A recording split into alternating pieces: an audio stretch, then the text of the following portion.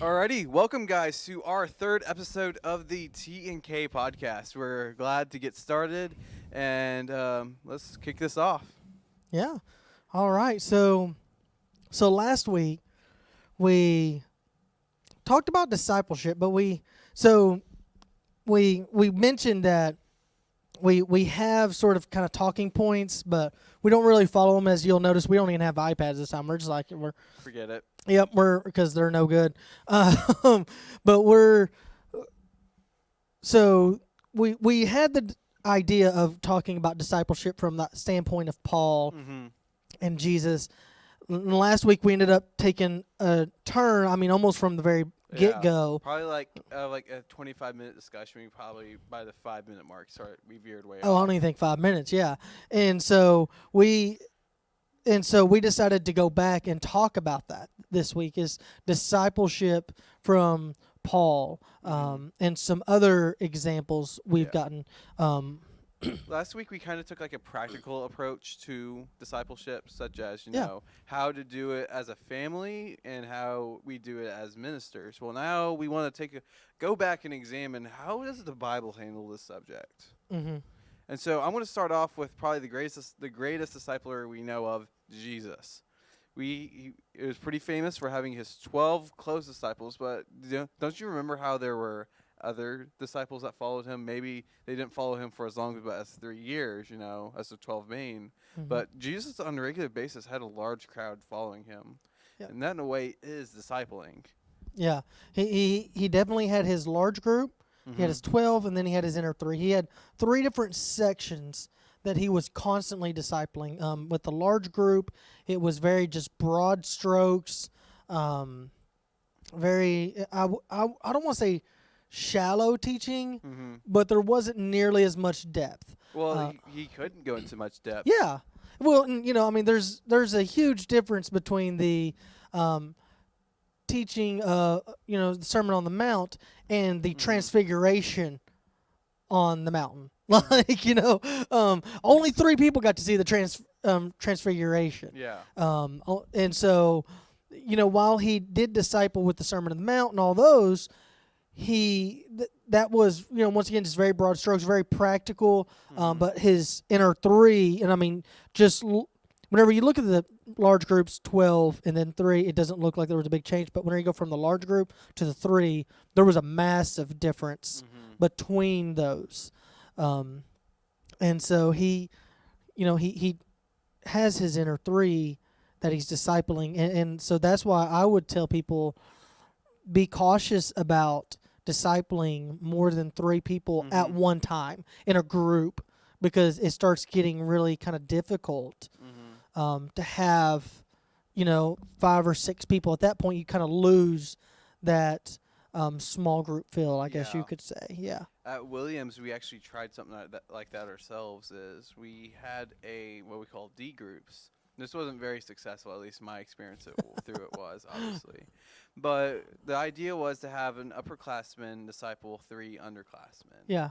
And so we had the idea to start with just 4 people, the leader and the 3 followers, and that was a closed group. No joining until after they started. You could leave, but there was no joining other groups. And so the idea behind that was to have a very close-knit community. And also, for a practical standpoint, is that, when you get to the 5-person, the 6-person mark, well, scheduling such time on a regular basis, a weekly basis, that's really difficult to do. Yeah. And so just a practical standpoint, try to make your numbers small, especially when you're starting off. Maybe if this is like your first discipleship group, make that a very small, close-knit group people with who you can arrange your schedules with. Yeah. That's a big part, is making time to do it. Yeah. And, at churches I've been at before, I've discipled a few students. At every church I've been at, I have a couple students I'm always discipling. And then those students go and find some younger classmen. So, maybe I'm discipling an 11th and 12th grader, and I'm telling them, hey, go find an incoming 7th grader and disciple them. and not even so much disciple them as just spend time with them, spend life with them. Go pick them up from school after school one day and take them to Sonic and go get a drink. Yeah. And just hang out. Like, you don't have to sit there, okay, open up your Bibles too. It's just, as you go through life. And I think that's the most important thing with discipleship is as you go through life, you teach them about Christ. And that's what Christ did, was they just went through life, and he taught them as they were going. He did have his moments where it was, okay, let's sit down, let's open up the Bible.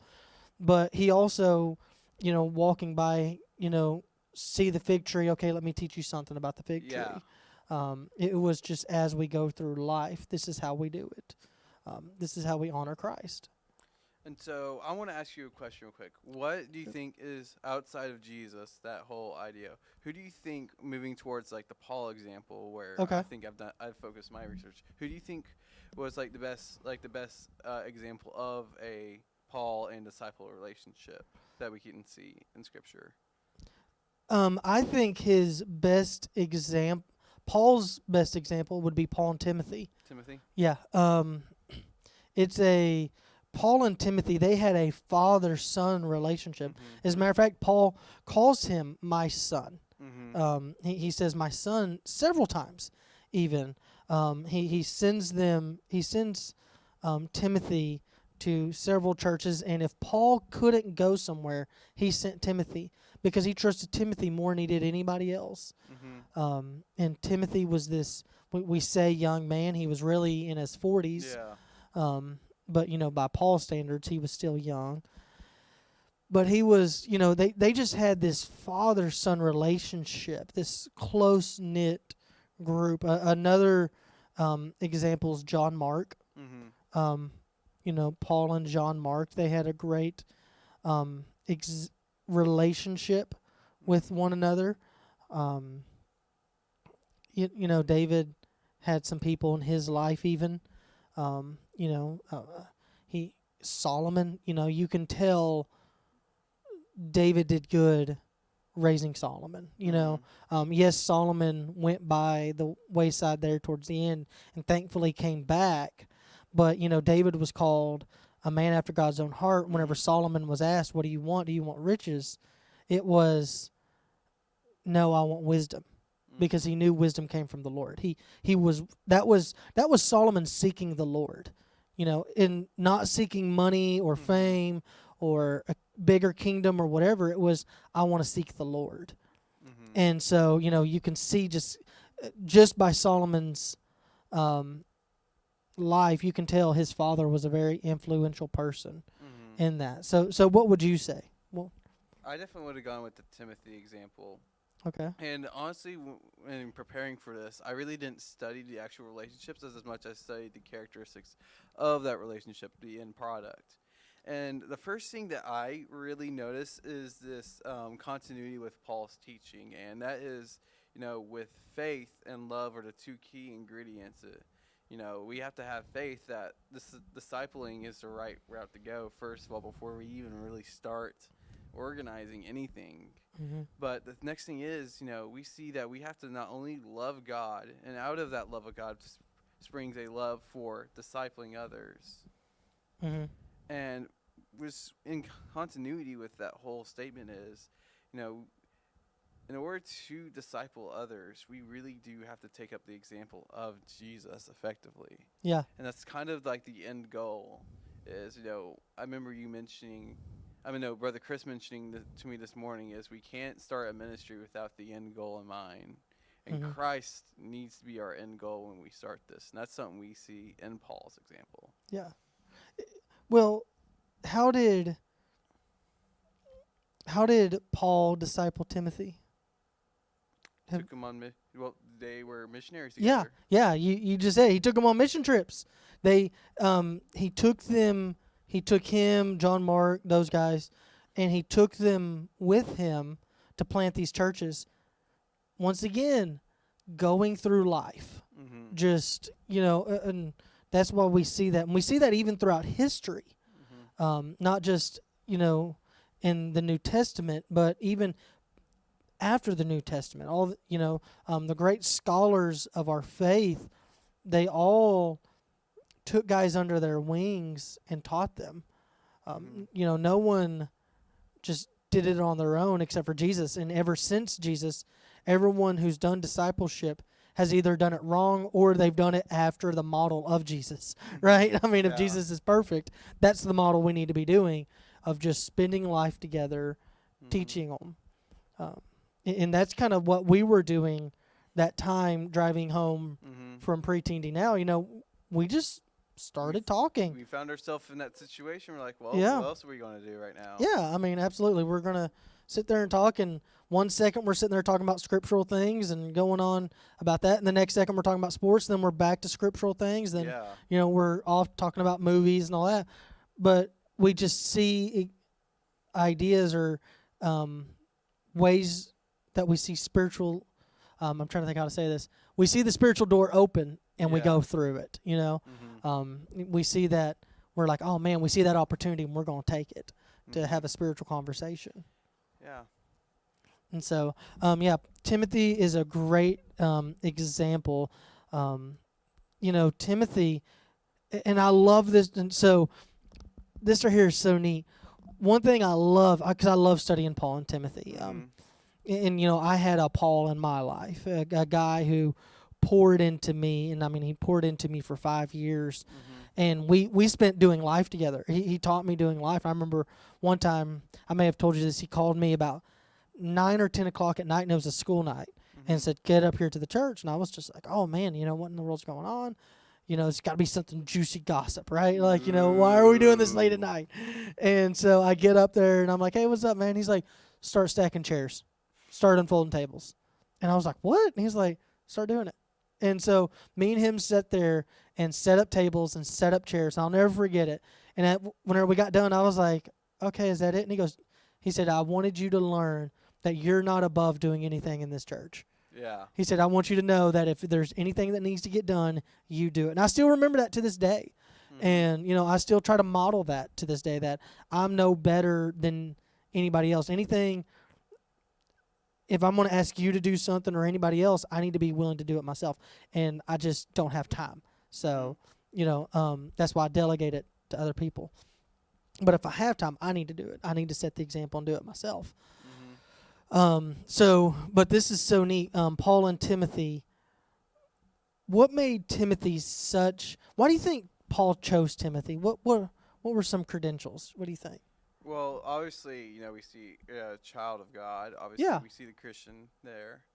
But, about Timothy, we see a willingness to do what was necessary. I don't think really Paul really recounts much how Timothy was one to grumble or complain, which, I mean, that in itself doesn't make him a great credential, because honestly, I've seen some really good liners do some pretty cool stuff. Yeah. But at the same time, we see that flexibility is like, one of the first, at Mission Arlington, my first year, when we first hopped off the vans and stuff, when we first got there, Matt, one of the main organizers of the charity they have there,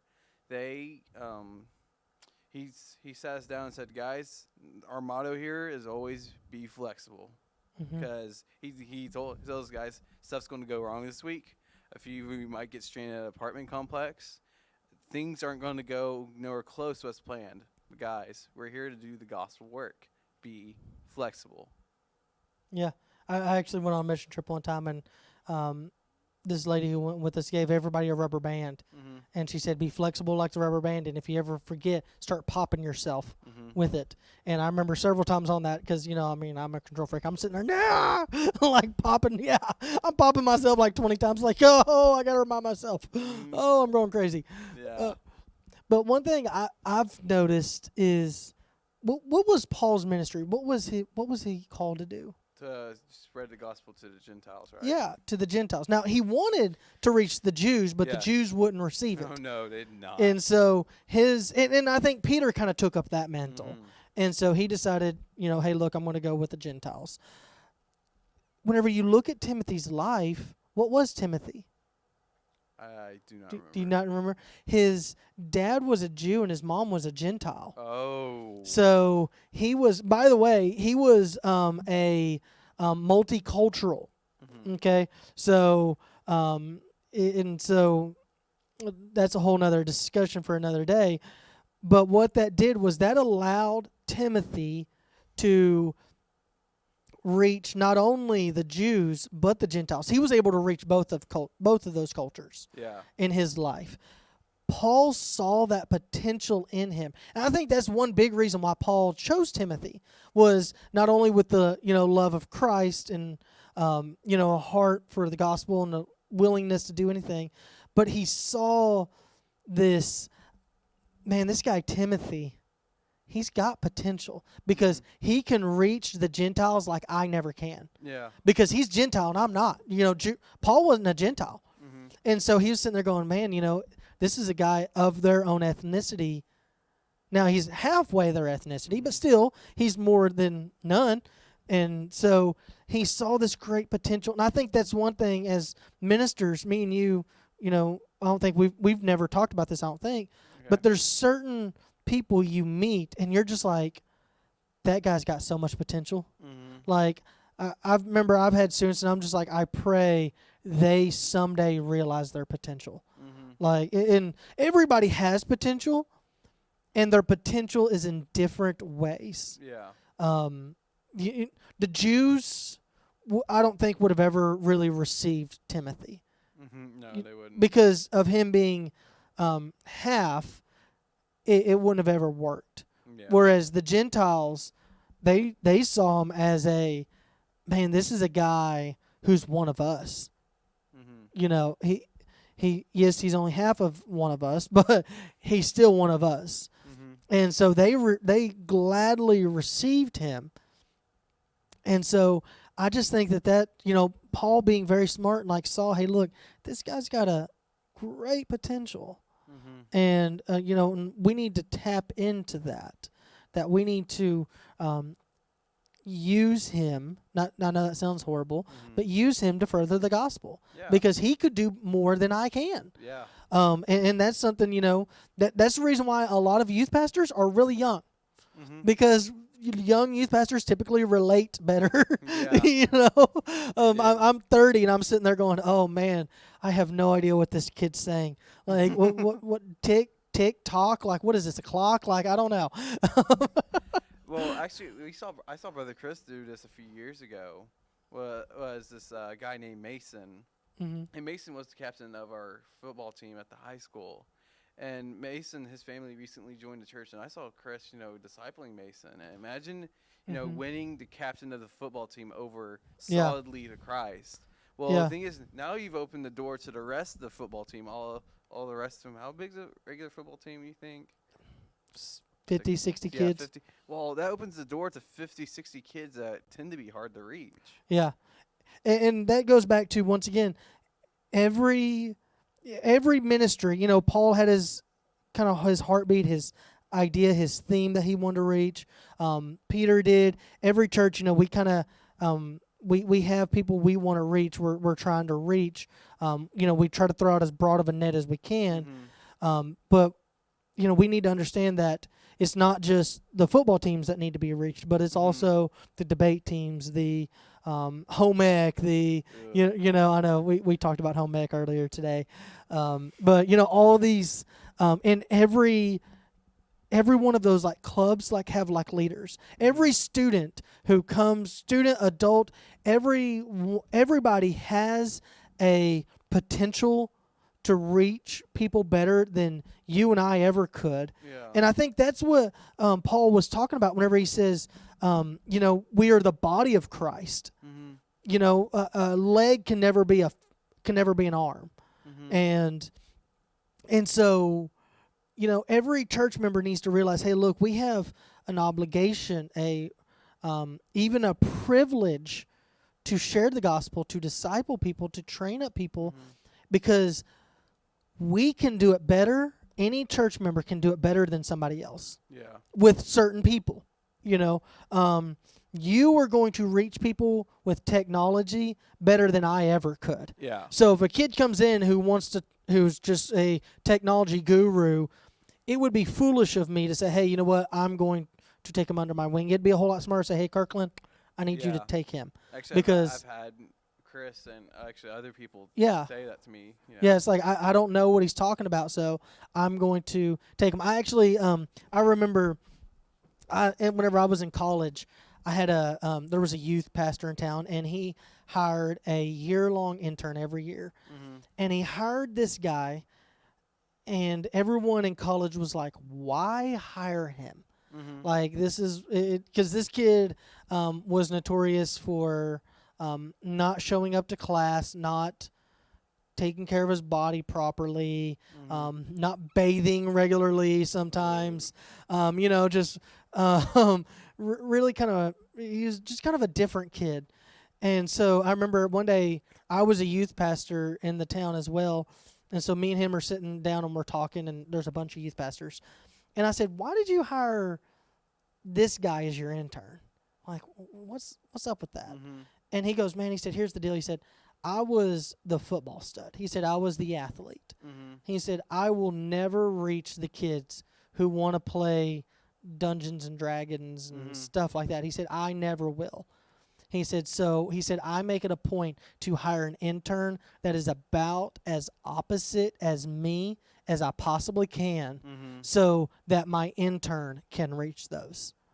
And I thought, that is a genius idea. Yeah. Like that, just hire someone complete opposite.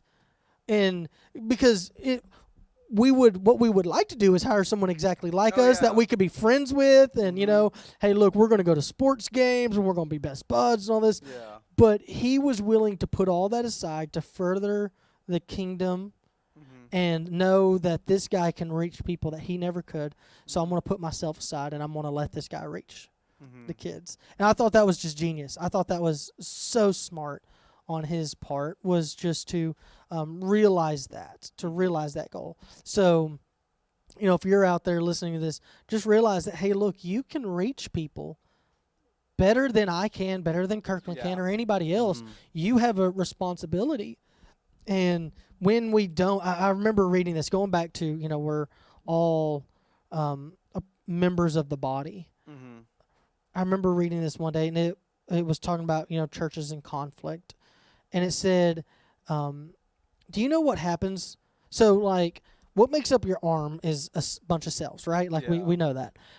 In those cells, like, there's like an arm cell, okay? And there's like a leg cell and a foot cell and, a head cell and all this.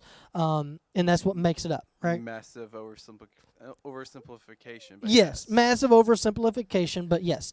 But do you know what it's called whenever, like, your cells in your arm say, you know what, I want to be a leg cell?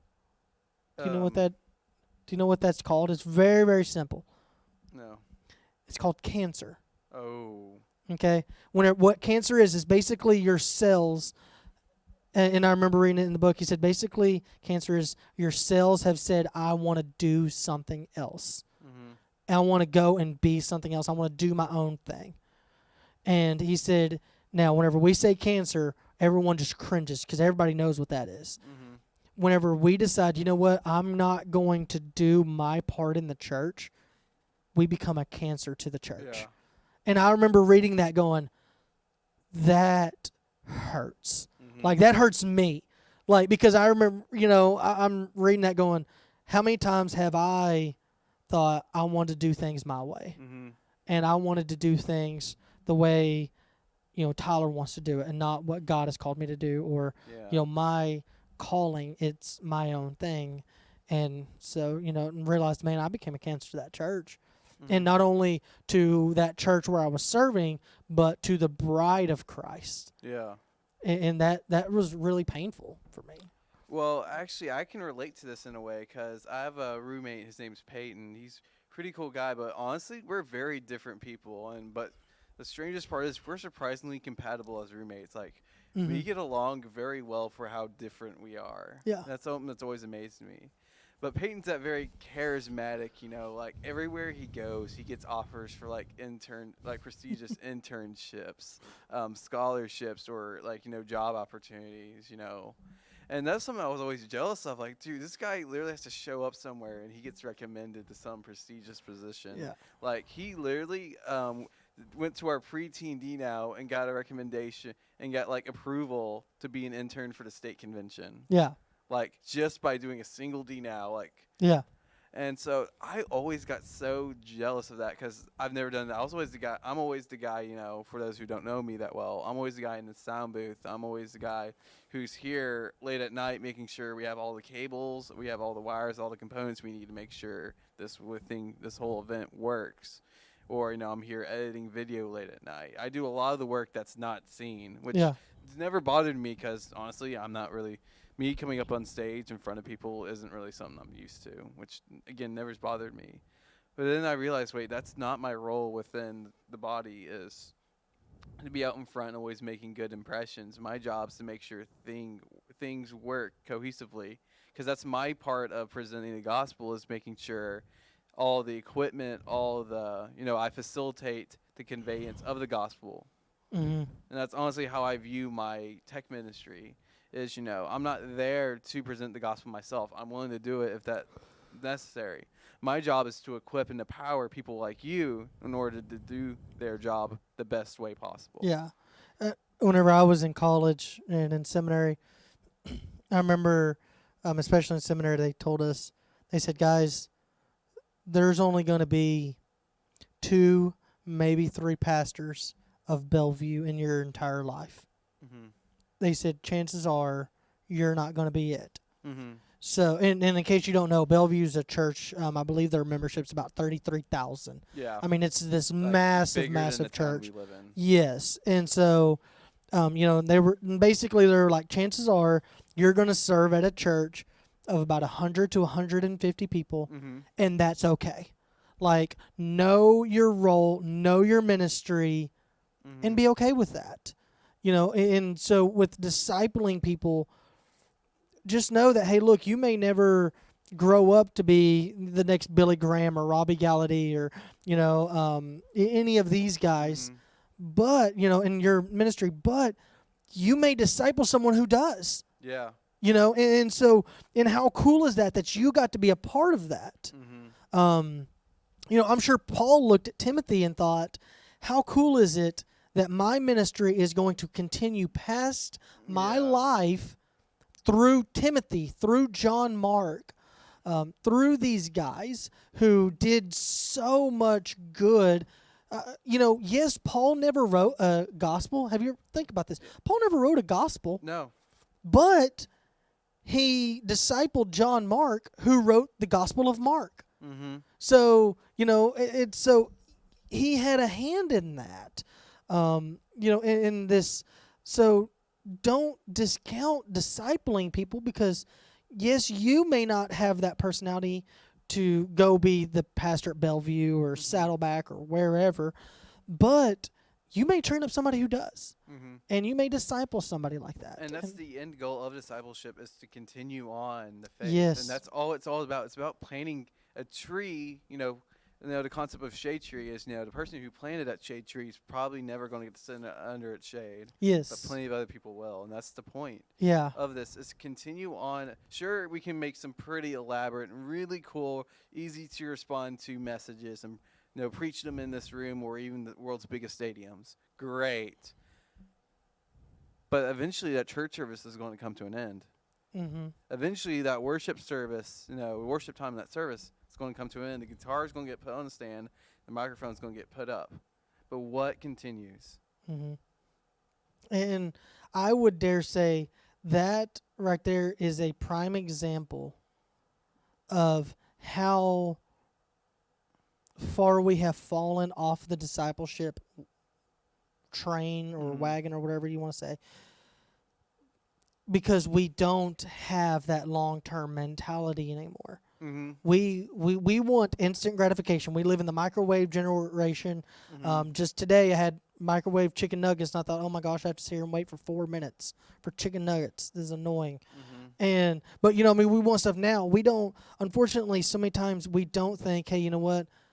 I'm going to be in this for the long haul. I'm going to live past my own life.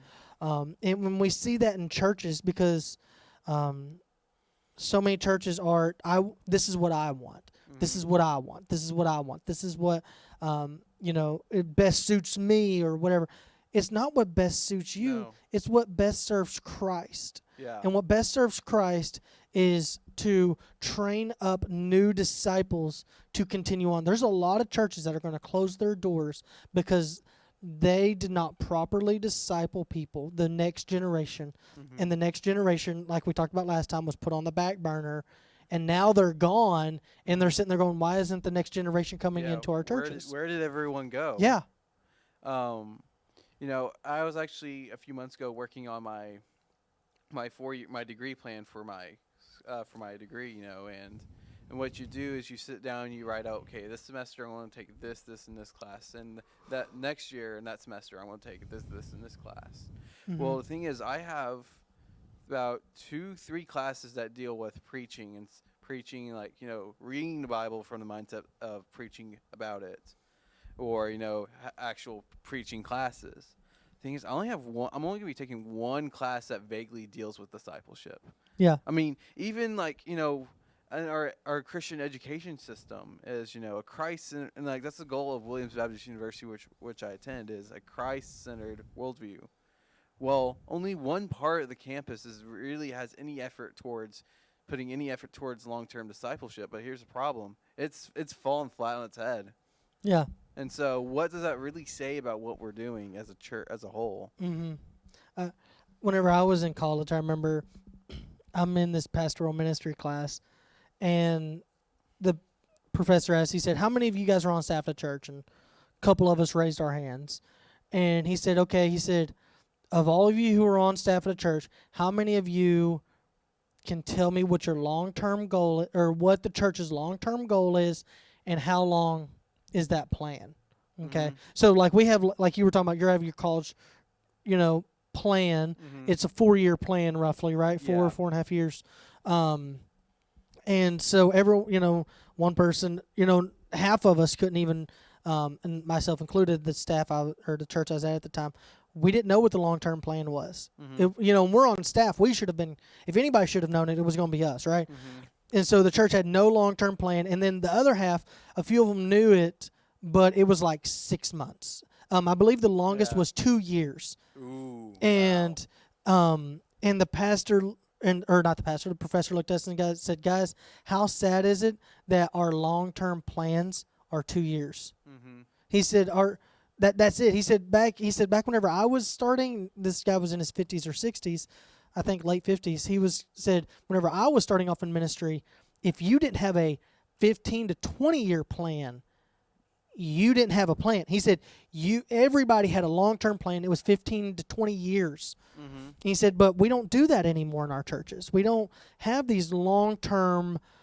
goals. Mm-hmm. And I think that's one reason why discipleship is falling aside, is because we don't have these long-term plans, these long-term goals. I mean, what does that require us to do? That requires us to sit down and answer some pretty uncomfortable questions. Yeah. Like, what do we really value? And that's actually something Chris, Peyton, and I are doing is, you know, we're sitting down through this book we all have, and we're asking ourselves some pretty tough questions. And I think that's something Valley and every church needs to do is we really got to sit down as a family, you know, and not as a church, because the way we have church here in North America, I don't think that's the way Christ intended it.